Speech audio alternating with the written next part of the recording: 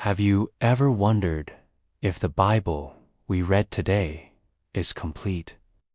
What if I told you there are books, actual ancient texts, that the Bible itself mentions but are nowhere to be found within its pages? These aren't conspiracy theories. They're literary ghosts referenced by prophets and historians, and then they just vanish. Today, we're going on an archaeological treasure hunt through Scripture to uncover the stories of these lost books of the Bible. Our first stop is in the book of Joshua, chapter 10. After a miraculous battle where the sun stands still, the text says, "Is this not written in the book of Jasher?" The book of Jasher, or the book of the upright, is mentioned again in Samuel, quoting David's lament over Saul and Jonathan. This suggests it was a well-known collection of heroic poems and national songs capturing the epic moments of Israel's history. Imagine an entire book of poetry celebrating the heroes of the Old Testament lost to time. What incredible stories and songs must have been in it. Next, let's look at the official records of the kings of Israel and Judah.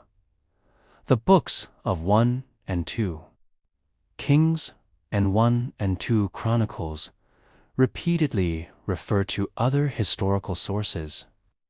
They'll say things like, "As for the other events of Solomon's reign, are they not written in the book of the Annals of Solomon, or the book of the kings of Israel, or the book of the kings of Judah?"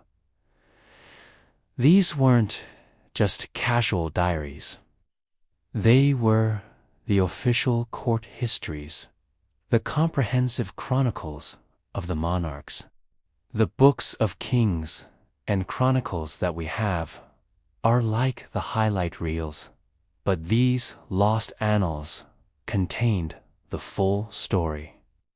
Every political move, every construction project, every single detail of the reigns of hundreds of kings. Think of the sheer volume of history that has disappeared.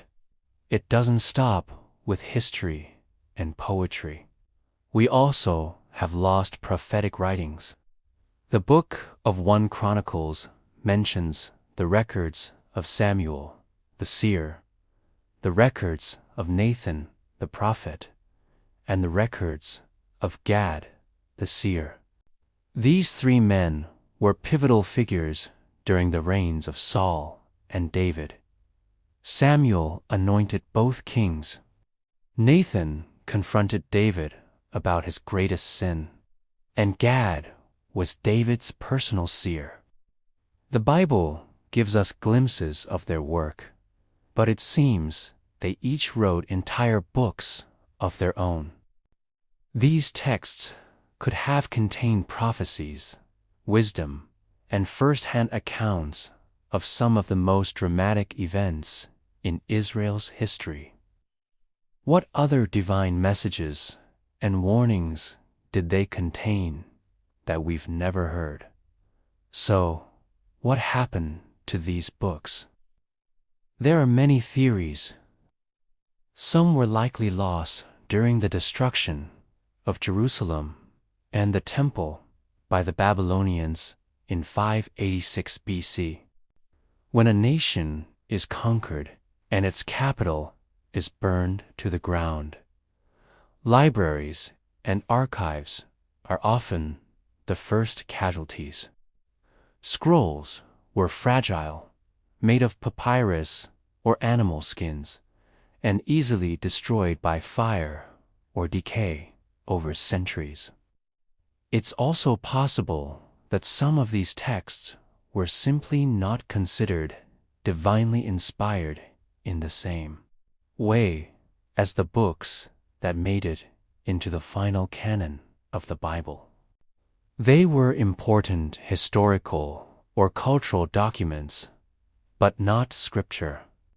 The existence of these lost books doesn't undermine the Bible.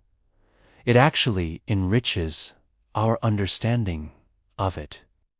It shows that the biblical world was a literate world, filled with scribes, historians, poets, and prophets who were constantly writing. The Bible we have is a curated library, a collection of the most treasured and spiritually significant works that survived the trials of history. These lost books are like phantom limbs of the biblical narrative, reminding us that the story is even bigger and more complex than we can imagine. It's a humbling and fascinating thought, isn't it? Thanks for joining me on this biblical investigation. If you found this fascinating, hit that like button and subscribe for more deep dives into the mysteries of the past. Let me know in the comments which lost book you'd most want to read. See you next time.